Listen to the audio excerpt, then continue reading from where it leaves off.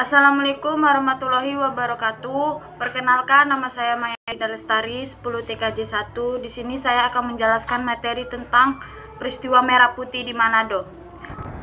Peristiwa Merah Putih di Manado tidak lepas dari kejadian sejarah pada bulan Juli tahun 1944, di mana pada waktu itu Jepang mengalami kekalahan melawan pasukan sekutu. Ketika mereka bertempur di atas lautan Pasifik, kekalahan mereka ini membuat mereka mundur untuk memperkuat kubu pertahanan mereka di Pulau Sulawesi dan di daerah Maluku Utara. Di pulau yang sama, Samratulangi mengutus pemuda-pemuda untuk pergi ke Manado yang dimiliki Indonesia jika perang Pasifik berakhir dengan hancurnya pasukan Jepang. 2 bulan setelah pemutusan pemuda oleh Samratulangi di Manado, tiba-tiba muncul pesawat pebom B-29 yang merupakan properti perang udara milik Angkatan Udara Sekutu. Pesawat yang berjumlah puluhan itu kemudian menghujani Manado dan bom dan meratakannya dengan tanah, mengubah setiap gedung jadi gurukan sampah dan menewaskan banyak penduduk. Hal ini kemudian memicu kecurigaan Jepang bahwa ada mata-mata sekutu yang berperan ganda sebagai tokoh nasionalis. Pertahanan Jepang di Sulawesi Utara dan Morotai berhasil ditaklukkan oleh Jenderal MacArthur sebelum ia bertolak ke Laut Filipina. Setelah pertengahan tahun April 1945 hingga awal Februari 1946 terjadi lagi konflik atau hal-hal yang menuntut kepada terjadi peristiwa Merah Putih di Manado.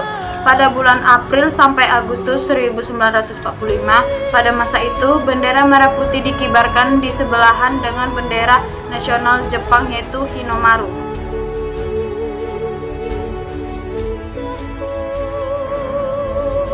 Pada bulan Desember tahun 1945, Manado mulai sedikit lega dengan perginya seluruh pasukan sekutu dari tanah itu. Namun, pergi sekutu dari tanah itu tidak berarti kedamaian karena mereka menyerahkan tugas yang tengah mereka jalani kepada Nica KNIL. John Rahasia dan Wim Pangalila kemudian melihat ini sebagai kesempatan untuk melakukan sebuah revolusi. Di bulan yang sama, Nevis Belanda mulai mencurigai kedua orang yang akan melakukan pemberontakan ini. Februari 1946, pasukan KNIL yang ada di Teliling masih dicurigai oleh pihak Belanda. Pihak Belanda juga mengeluarkan perintah streng arrest kepada pemimpin mereka pada 14 Februari 1946, berhasil memengaruhi pihak Belanda dan membuat Mambi Runtuh Kahu yang ditunjuk sebagai pemimpin penyergapan pos yang ada di markas Garnisan Manado.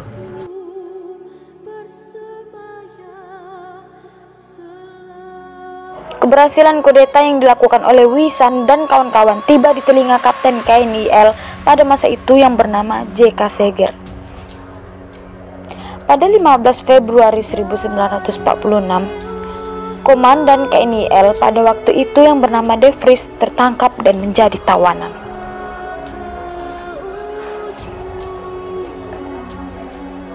De Vries seperti layaknya pemimpin lain bertanya apakah kudeta militer yang akan dilakukan oleh pihak Indonesia akan menjamin keselamatan pasukannya. Sebenarnya, Tahulu tahu bahwa mereka sedang berdesak dan akan kalah.